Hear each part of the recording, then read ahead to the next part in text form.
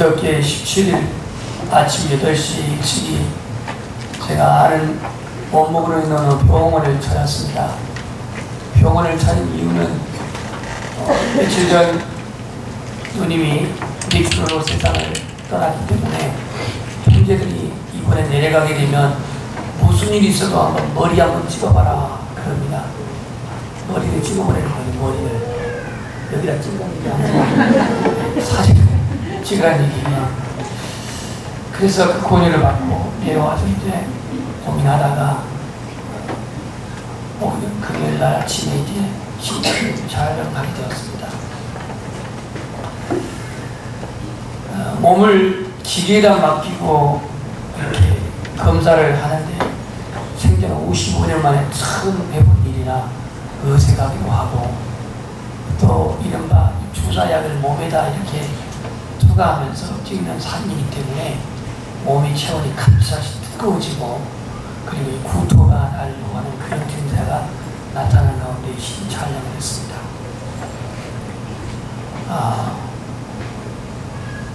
모든 촬영을 하고 이제 의사가 저한테 뭐라고 말했을까요? 네? 네, 이상이 없습니다. 그런 말 합니다. 이상이 없습니다. 이게 복음이더라고요. 세상에 병원에서 의사가 이상이 있다고 하면은 밥맛도 떨어지고 그 마음 편안함도 갑자기 없어져 버렸는데 이상이 없습니다 라고 하는 말이 완전히 이건 그냥 성경에 있는 복음보다도 더 약발을 받는 게 있는 게 이게 목회자 좀 부끄럽기도 하고요. 이사야가 죽을 병에 히스기야가 죽을 병에 들었다가 이사야 선지자가 와서 살 것이다 그랬을 때 히스기야가 얼마나 기뻤겠습니까? 이전에는 종합검사다 또 무슨 검사다 신경도 안 쓰고 그렇게 살았는데 어느덧 몸이 점점 약해져가는 느낌을 이제 받고 있다 보니 현실을 받아들이지 않을 수 없는 그러한 시기에서 왠지 씁쓸하기도 했습니다. 병원에 검진 받으러 온 사람 치고 얼굴이 밝은 사람 거의 없더라고요. 저를 비롯해서 웃는 사람들이 거의 없어요. 그만큼 현대인들은 건강에 대한 예민함을 가지고 있는 것 같습니다. 여러분들이 결혼식장 가게 되면 거기에 찡그린 사람들이 많던가요? 웃는 사람들이 많던가요? 결혼식장에서 찡그린 사람들은 오지 말아야지 못 들어가요. 웃는 사람이 많습니다. 그래서 우리의 천국의 삶은 결혼식장에 가는 그 느낌, 그 분위기, 그 환하고 그 편하고 그 기뻐하는 분위기가 천국의 분위기일 줄 믿습니다. 지금 여러분의 표정은 어떤지 한번 옆 사람 조용히 보세요. 갑자기 이게 뭐 우두두 보면은 괜히 표정들이 한다고 그래요. 지금 시험한데 여러분의 표정이 지금 기쁜 표정인지 슬픈 표정인지. 그래서 어떤 분은 거울을 보고 회개하래요. 그 표정 갖고는 천국 가기 힘들다고. 기쁨과 한의의 표정이라면 천국의 삶의 표정이고 모습이겠는데 기쁨은 우리에게 심령의 강건함을 줍니다. 그래서 잠언 17장 22절에 우리 한번 고백할 거예요. 마음의 즐거움은 양약이라도 심령의 근심은 뼈를 마르게 하느니라. 그렇습니다. 우리 인생 확실히 기쁨보다는 슬픔에 익숙한 근심에 익숙한 그런 존재인 것 같습니다. 왜냐하면 에덴 동산에서 지음받은 아담과 하와는 원래 그런 존재가 아니었는데 범죄한 이후로 인간이 죄악의 DNA가 있는 순간부터 기쁨의 한의의 그러한 삶의 스타일보다는 슬픔의 비애의 근심의 그러한 삶에 익숙해져 있는 게 하악한 인간의 삶의 모습. 그런데 오늘 바울은 본문에서 주 안에서 뭐 하라고 말합니까? 기뻐하라고 말합니다. 기뻐하라. 주 안에서 그것도 항상 기뻐하라고 말합니다. 이거 어렵습니다. 주 안에서 항상 기뻐하라. 다시 말해서 우리의 삶의 스타일이 기쁨의 삶이 돼가는 얘기예요. 삶의 내용도, 삶의 모습도, 삶의 형태도, 삶의 자세도 기쁨의 삶의 스타일이라고 이렇게 말씀합니다. 예수님은 마태복음 5장 11절부터 12절에 보면 그 산상수훈 팔복에서 그랬습니다. 나를 인하여 너희가 욕을 먹고 핍박을 받고 거짓으로 것을 악한 말을 할 때에도 기뻐하라, 즐거워하라. 하늘의 상이 너에게 큼이라 그랬습니다. 큼이라. 그렇다면 어떻게 항상 기뻐하며 살 수 있을까? 이 삶이 가능할까? 변진섭이 부른 희망사항은 아닐까? 세 가지를 여기서 한번 찾아보겠습니다. 세 가지. 대책도 없이 기뻐하라고 하면 이건 문제가 있어요. 근데 분명히 바울은 자신이 기뻐했기 때문에 빌보교의 성도들이 기뻐하라고 했어요. 그래서 그 기뻐할 수 있는 삶의 비결을 세 가지를 본문에서 찾아보겠습니다.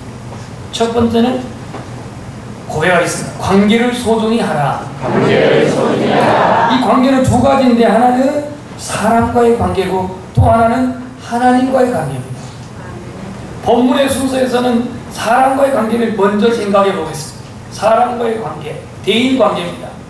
2절 보시겠습니다. 2절 한번 읽어보겠습니다. 시작. 내가 너를 원하고 성주기를 원하노니 주 안에서 같은 마음을 품어라. 여기 두 사람 이름이 나오는데 누구와 누굽니까? 유오디아와 순두계. 이 사람은 다 여자들입니다. 여자들이에요. 이 이름으로 바꾸는 여자인지 모르겠지만 이제 성경 연구의 주석을 보면은 여자들 나와 있는데 도대체 이 빌립보 교회 유오디아와 순두계는 무슨 일을 했길래 바울은 로마의 감옥 안에서 이 소식을 듣고 유오디아와 순두계에게 당부하는 권면의 말씀이 주 안에서 같은 마음을 품으라 그랬을까요? 그러면 이 두 사람은 같은 마음이었다는 거예요? 아니었다는 얘기예요? 같은 마음이 아니었다는 얘기입니다. 이유는 나와 있지 않지만 마음이 같지 않았다는 얘기예요. 교회 안에서도 마음이 같지 않고 가정 안에서도 마음이 같지 않고 직장에서 마음이 같지 않을 때에 나타나는 게 뭐냐? 분쟁이야, 다툼이야, 대립이야, 분열이야. 그러다 보니 기쁨이 있을 수가 없겠지. 이 빌립보 교회는 바울이 개척해 세운 교회입니다. 그가 로마 감옥에 감금되어 있을 때에 에바브로티도라고 하는 사람이 성경을 가지고 바울을 찾아 그 멀리 빌보에서 저기 로마까지 왔습니다.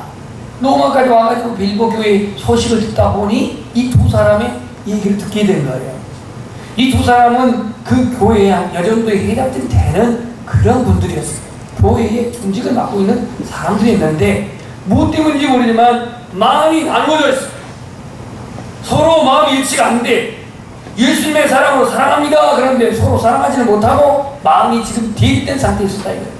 그래서 같은 마음, 주 안에서 같은 마음을 품으라 그랬어요. 여러분 이 대인관계, 이 관계가 깨지게 되면요 기쁨은 사라지는 거예요. 순간 사람과의 인간관계가 갈등관계일 때, 긴장관계가 형성될 때, 인간관계에 상처가 생길 때 기쁨은 사라지게 되어 있습니다. 여러분의 가정 안에서 부부의 관계가 서로 긴장관계에 있고 대립관계에 있는데 기쁨이 있을 리가 있겠습니까? 교회 안에서 목회자와 성도 간에 대립관계가 있고 긴장관계에 있다면 신앙생활 기쁨이 있을 수가 있겠습니까? 직장 안에서 상사와 또 직원 간에 이게 대립적이고 갈등적이고 그렇게 마음이 나누어져 있다면 직장생활에 기쁨이 있겠습니까? 그래서 이 인간관계, 대인관계가 이게 무너지게 되면 기쁨은 사라지게 되겠습니다. 그래서 오늘 바울은 당부합니다. 뭐라고 당부하냐면 모든 말씀에 너희 관용을 모든 사람에게 알게 하라 했습니다. 너희 관용을 모든 사람에게 알게 하라. 그러니까 오늘 유대아와 순두계에게 권면하면서 주 안에서 같은 마음을 품으라 하면서 너희 관용을 모든 사람에게 알게 하라. 관용은 뭐냐? 관용은요 허물을 덮어주는 거예요. 약점을 커버해주는 거예요. 이게 관용이에요. 다른 말로 하면 좀 친절이라고 하는 단어로 쓰여 있습니다. 영어 성경에 보면은 카인드네스라고 해야죠. 관용.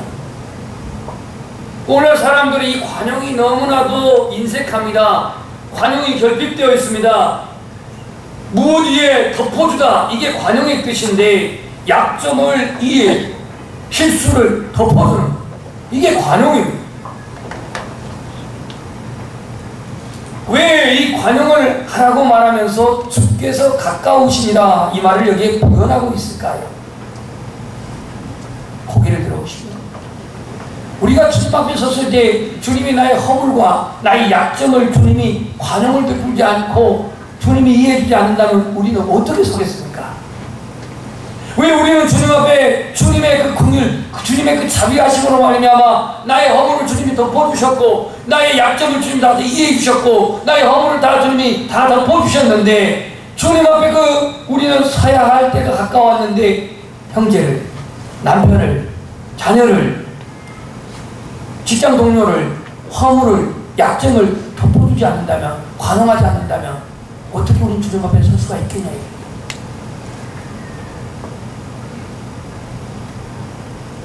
오늘 우리는요, 주님의 관용이 절대적으로 필요한 존재입니다. 그렇다고 한다면 교회 안에서의 유대와 순두개의 대립, 그들의 갈등, 무엇이 그들의 그 아픔이 되는지 모르겠지만 서로 너희들은 그 약점을, 허물을 덮어주고 관용을 행하라, 관용을 베풀라, 이렇게 말하고 있습니다. 그래서 오늘 우리에게 있어서 기쁨이 사라지는 이유 중에 하나는 뭐냐? 바로 인간관계가 무너졌어요. 인간관계가 깨어졌어요. 이때에 기쁨이 사라지게 되었습니다. 마태복음 7장 12절에 이런 말씀이 있습니다. 무엇이든지 남에게 대접을 받고자 하는 대로 너희도 남을 대접하라. 이게 황금률인데요. 예수님께서는 대접을 받고자 하는 대로 대접하라 그랬거든요. 남에게 친절을, 관용을, 용서를 받고 싶거든 우리들도 우리의 삶의 현장에서 관용을 베푸는 자가 되시기를 축복합니다. 그래서 먼저는 이 대인관계, 사람관계, 인간관계를 소중히 여겨야 돼요. 그 다음에 하나님과의 관계, 대신관계인데요. 오늘 본문 말씀 4절을 보겠습니다. 주 안에서 항상 기뻐하라는 것을. 근데 항상 기뻐하라는 그 말씀 안에 전제가 뭐예요? 주 안에서예요. 주 안이 있잖아요. 주 안이. 주 안에서. 주 안이 안에 들어가는 게 아니고 주님 안에서 우리가 살아갈 때에 하나님과의 관계, 온전한 줄 믿습니다. 우리는 하나님과의 화평, 하나님과의 평강이 유지되어지면 자연히 우리에게 나타나는 것은 기쁨입니다. 여러분, 은혜의 상징 중에 하나가 뭐예요? 기쁨 아닙니까?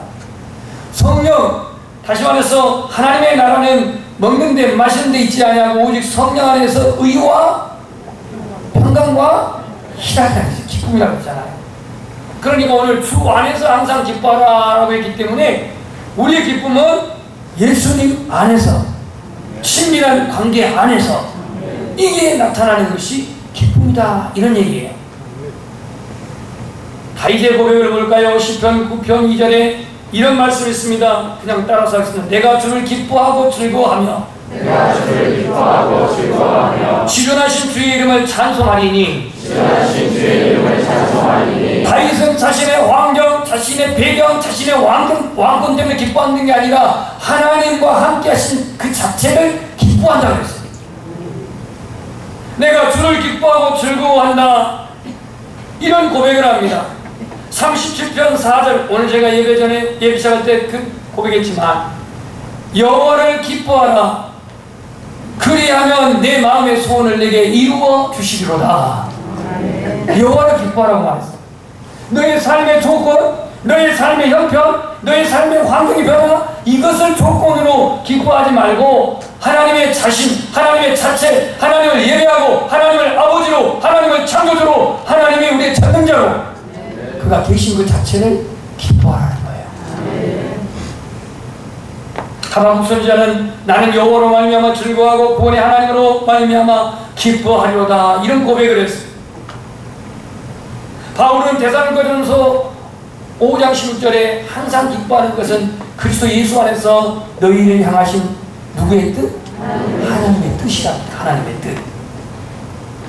그러니까 우리가 기쁘게 사는 것은 하나님의 뜻인데, 하나님과의 관계, 다시 말해 주 안에서라고 하는 이 관계 안에서 우리는 기쁨이 은혜로 주어진 줄 믿습니다. 그래서 예수님은 그랬습니다. 요한복음 10장 15장 10절에서부터 11절에서 너희도 내 계명을 지키면 내 사랑 안에 거하라. 내가 너희 안에 이것을 이루면 내 기쁨이 너희 안에 있어 너희 기쁨을 충만하게 하려 함이라 그랬습니다. 충만하게 하려 합니다. 예수님은요, 자기의 기쁨이 아니라 언제나 아버지의 기쁨을 추구했어요. 아버지의 기쁨. 그래서 뭐라고 말하냐면, 나는 항상 그가 기뻐하신 일을 행함으로 하나님이 아버지가 나를 혼자 두지 아니했다 그랬어요. 기뻐하는 일이 뭐가 있습니까? 잃어버린 영혼을 찾는 주님의 사역, 병자들을 치료하시고 축복하는 주님의 사역, 가난한 자들과 함께하는 주님의 그 사역, 아버지의 기뻐하신 일을 행함으로 아버지께서 나를 혼자 두지 아니하였다고 그랬습니다. 언제나 주님은 아버지와 관계가 최우선이었습니다.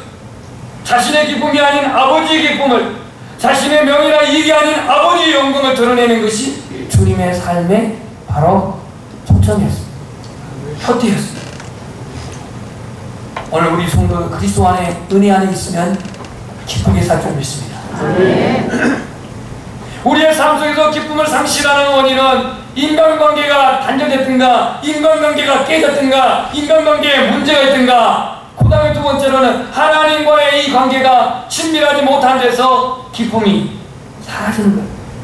그래서 잠언 11장 1절에 마른 떡 한 조각 있고도 화목하는 것이 제육이 집에 가득하고 다투는 것보다 낫다 그랬어요. 오늘 우리 안에 위로부터 주시는 주님의 기쁨이 충만하기를 축복합니다. 두 번째, 우리 삶의 기쁨을 회복하기를 원한다면, 기쁨의 삶을 유지하기를 원한다면 염려를 극복해야 합니다. 뭘 극복해야 한다고요? 염려를 극복해야 된다. 6절을 읽겠습니다. 시작.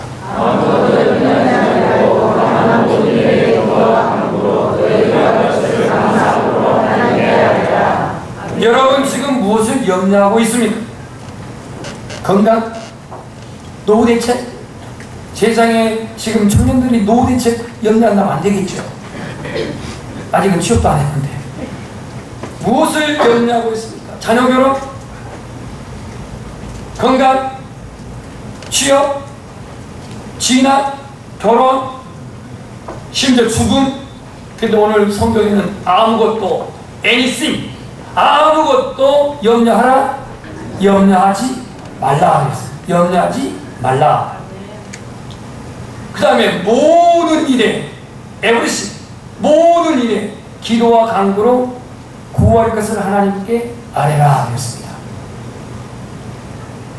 우리가 기뻐하기를 원한다면, 기쁨의 삶을 유지하기를 원한다면 염려를 극복해야 돼요. 염려. 여러분의 염려 중에는 92%가 염려하지 않을 것을 염려하고 있습니다. 92%. 우리의 세계에 염려할 것은 다 따지면 8%밖에 안 된대요. 8%. 10가지 중에 하나도 안 돼요. 그런데 염려하지 아니할 96%를 가지고 염려를 하고 있습니다. 심지어는 미래에 대한 일도 미래에서 땡겨가지고 염려를 하고 있습니다. 최근에 서울의 모 집사님이 전화가 왔습니다. 물론 제가 받지 않고 집사를 받았어요. 제가 자리에 없었어요. 개척 초기에 신앙생활을 같이 하다가 서울로 이사간 집사님이 연양교회가 생각나서 전화가 왔다는 겁니다. 연양교회에서 개척 초기에 그렇게 가족과 같은 분위기 속에서 그렇게 신앙생활을 은혜롭게 하다가 서울로 올라갔습니다. 서울로 부군이 그렇게 직장에 옮겨져서 올라갔는데 그렇게 서울에서 신앙생활이 어려웠다는 겁니다. 그런데 이 집사님이 세 번째 아이를 가졌는데 의도적이지 않게, 무슨 말인지 알겠죠? 애를 갖고자 하지 않았는데 애가 생겼다 이거예요. 그 셋째를 가졌는데 세상의 만성에 애 교육도 많이 들고 애 가르치기가 힘든데 셋째까지 가졌으니 이를 어찌 알고 애라 뭐 일단 띄워버리자. 무슨 뭐 애가 뭐 물건입니까? 띄워버리게. 절사반. 특히 왕순의 상호는 도시락 싸들고 다니면서 안 된다. 나야 된다. 나야 된다. 결국은 그 애 낳았어요. 딸을 낳았어요. 딸을 낳았는데 이 딸이 그렇게 예쁘고 그렇게 똑똑하고 그렇게 엄마를 기쁘게 하고 너무너무 그 딸 때문에 행복하대. 안 낳았으면 어찌했을꼬 하면서 그렇게 얘기를 하는 거예요. 그래서 너무 고맙고 감사하다는 겁니다. 우리가 살다 보면 염려할 일들이 여러 가지 많이 발생합니다. 내게 염려할 일이 발생되었다고 생각할 때는 오늘 그때는 바울이 뭐라고 하냐면 염려하지 말고 기도와 간구로 하나님께 구하라 했습니다. 그 염려를 기도의 기회로 가르치십시오. 내게 염려거리가 오게 된다면 하나님 앞에 무릎 꿇을 기회로 가르치십시오. 지난주에 설교가 뭐였습니까? 그래 이쪽은 조금 머리가 있네요. 골방 어쩌고저쩌고 한 거 보니까 골방은 회복하라 했네. 내 입을 크게 열라. 내가 지불이라고 했잖아요. 그걸 다 기억하고 있으니까 이쪽은 굉장히 좀 두꺼운데 이쪽은 좀 자유롭고 골방을 기어라 기도하라는 얘기죠. 결국은 염려할 일이 있다면은 내가 너의 염려를 내가 다 풀어주겠다는 얘기는 아니에요. 그것을 감당할 수 있도록 하나님이 지혜를 주겠다. 너희 마음과 생각을 지켜주겠다. 그렇게 말씀하고 있어요. 그래서 오늘 우리에게 있어서 이 염려를 극복할 수 있는 건 뭐냐? 하나님 앞에 우리가 염려할 일이 있게 되면 주님 앞에 엎드리고 주님 앞에 기도하라는 겁니다. 아무것도 염려하지 말고 모든 일이라고 했으니까 모든 일, 작은 것이든 큰 것이든 모든 일에 기도와 간구로 하나님께 아뢰라 이렇게 말씀하고 있습니다. 그럼 하나님이 오늘 어떻게 한다고 그랬어요?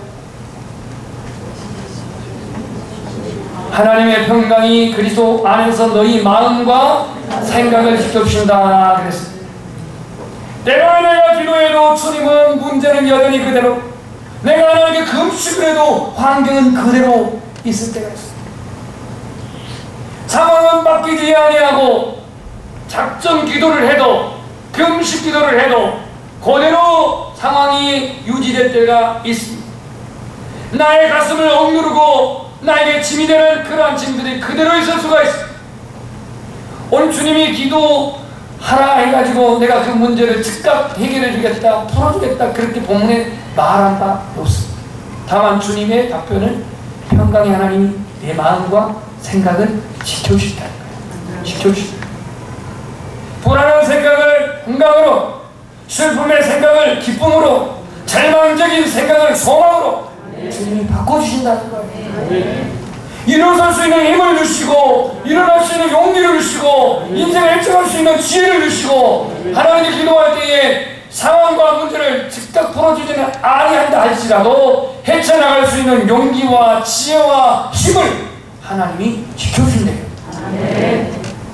그래서 우리는 염려를 이겨야, 염려를 극복해야 우리는 이 기쁨을 유지할 수가 있고 또 그 기쁨을 우리가 누릴 수가 있는 겁니다. 나는 생각한다, 고로 존재한다. 누구의 말이에요? 데카르트죠. 그런데 오늘 현대인들은요 이 말을 바꿨어요. 나는 염려한다, 그러므로 존재한다. 지금도 염려 속에 내일이 부담되신 분이 있을 거예요. 잠을 못 이루고 있는 분도 있을 것이고 무엇이 여러분들을 지배하고 있습니다. 무엇이 여러분의 중요한 것을 잊게 하고 망각하게 합니까? 혹시 여러분들을 힘들게 하는 그 염려의 거리를 주님 앞에 기도하고 싶지는 않습니까? 오늘 염려를 극복하시기를 소원합니다. 주님은 그 염려를 능히 이길 수 있는 힘과 지혜를 주실 줄 믿습니다. 세 번째는, 마지막 세 번째는 바로 이 8절에서 그 말씀을 찾을 수 있습니다. 함께 고백합시다. 건강한 사고로 생각하라. 8절에는 6가지 건강한 생각이 나오는데요. 함께 읽겠습니다. 시작. 무엇이든지 좋으며 무엇이든지 좋으며 무엇이든지 좋으며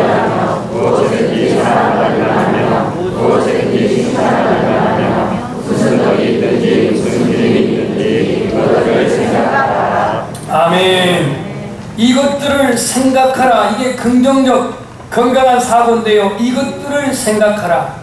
그러면 오늘 바울이 그 말씀하는 그 6가지는 뭐냐? 무엇이든지, 여러분 그 다음 하십시오. 무엇이든지, 무엇이든지, 무엇이든지, 무엇이든지, 무엇이든지, 무엇이든지, 거기까지고요. 덕이 있든지 기름이 있든지 이거는 다 거기에 포함되어 있는 겁니다. 6가지의 긍정적 사고를 여기서 말합니다. 여러분, 우리의 생각은 부정적인 생각도 있을 수 있고 긍정적인 생각도 있을 수가 있어요. 경건한 생각도 있을 수가 있고 불경한 생각도 있을 수가 있어요. 생각은 우리가 각각 할 수가 있지만 여러분이 생각을 능히 다스리기를 소원합니다. 왜냐하면요, 인간은 이 생각을 심어서 행동이 나오고 이 행동을 심어서 습관이 되어지고 이 습관이 자라게 되면 인격이 됩니다. 인격.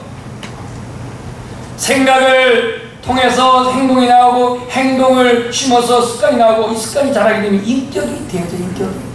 이게 우리의 생각이 어떤 생각을 하느냐에 따라서 여러분의 인격이 고착되어져요. 근데 오늘 바울은 무엇이든지 참되래, 무엇이든지 경건하래, 무엇이든지 옳고 정결하고 사랑받을 만하고 칭찬받을 만하라고 말하고 있습니다. 우리의 사고방식이 거짓되고 환상적인 게 아니라 참되라고 경건하라고 의로우라고 그렇게 말하고 있고요. 우리의 생각이 불결하는 것이 아니라 정결하라고 말하고 있고 이웃에 대해서 미워하고 싫어하지 말고 사랑하라고 말하고 있고 비판하지 말고 칭찬하라고 이렇게 말하고 있습니다. 오늘 우리의 시각이 이 믿음의 시각으로 삶을 보고 이 믿음의 시각으로 사람을 볼 수 있기를 소원합니다. 이를 보여주는 한 예가 민수기 14장에 보면은 가데스 바네아에서 정탐꾼을 12명을 파견해가지고 가나안 땅을 40일 동안 탐지하고 돌아와서 보고를 합니다. 보고를 하는데 믿음의 눈으로 사물을 보고 믿음의 눈으로 그 가나안 부족들을 봤던 여호수아와 갈렙이 뭐라고 하냐면 하나님은 우리의 하나님 우리와 동행하시고 하나님 우리와 함께하시니 우리는 저 여리고 성을 능히 함락할 수 있다고 말하면서 한번 고백합시다. 그들은 우리의 밥이다. 이 밥이다는 말을 왜 여기다 썼는지 모르겠어요. 웬만한가 모르겠어요. 밥이 쉽게 먹을 수 있잖아요. 먹어버린 밥, 우리 밥이다. 그 여호수아와 갈렙은 하나님이 우리와 함께 하시면 하나님이 이 상황을 주관하시면 아무리 강한 적도 우리의 밥이 될 수밖에 없다. 이게 믿음의 눈으로 본 거예요. 왜 우리는 이 믿음의 눈으로 보는 시각이 이렇게 좁을까요? 자, 여러분에게 제가 묻겠습니다. 오늘 여러분 날씨가 어떻습니까? 덥습니까? 아, 여기는 괜찮아요. 바깥에. 예, 그러면 흔히 한국말로 더워 죽겠네 그잖아요. 그러면 간다 하고 저승사자가 나옵니다. 어제도 그걸 하더라고요. 윤영구에서. 아, 예배 드리러 이제 왔는데 안 돼! 예배 드리러 왔는데 경비실 101동 경비실 그 아저씨가 안 된대요. 안 된대. 그분이 이성 아우기 집사님인데 안 된대요. 죽겠다는 말이 너무 쉽게 나와요. 죽겠다는 말 함부로 하지 마십시오. 은혜 받았다고 또 너무 은혜 받아 죽겠네 이런 말 안 나오잖아요. 믿음의 눈으로 사물을 보고 환경을 보는 훈련이 필요합니다. 진정한 기쁨은 많은 것을 소유하거나 사회적인 지위가 높아지는 데 오는 것도 아닙니다. 오히려 그것들은 정신적 부담과 염려를 더 가져올 수가 있습니다. 사단은 우리를 자꾸 속입니다. 물질적 풍요가 기쁨을 가지고 오고 자기의 욕구를 충족을 통해서 그것이 기쁨이라고 생각하는데 이거는 성경이 말하는 기쁨이 아닙니다. 오늘 본문에서 주님이 말하는 바울이 말하는 기쁨은 주 안에서 항상 기뻐하라. 첫 번째는 관계를 소중히 여기세요. 관계를.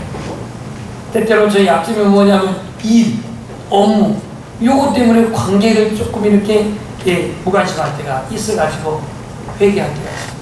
관계 단절이 없는, 분쟁이 없는, 물론 분쟁이 없어서는 없겠지만 이 단절이 없는 대인관계, 이게 뭐냐? 관용이에요. 관용. 여러분이 가정삶에 지금 뭔가 좀 대립이 있고 불편함이 있다고 한다면 내가 좀 더 인내하고, 내가 좀 더 양보하고, 내가 좀 더 십자가에 지고, 내가 좀 더 헌신하고, 내가 좀 더 참고 해서 관용을 베풀어 관계를 회복하시오.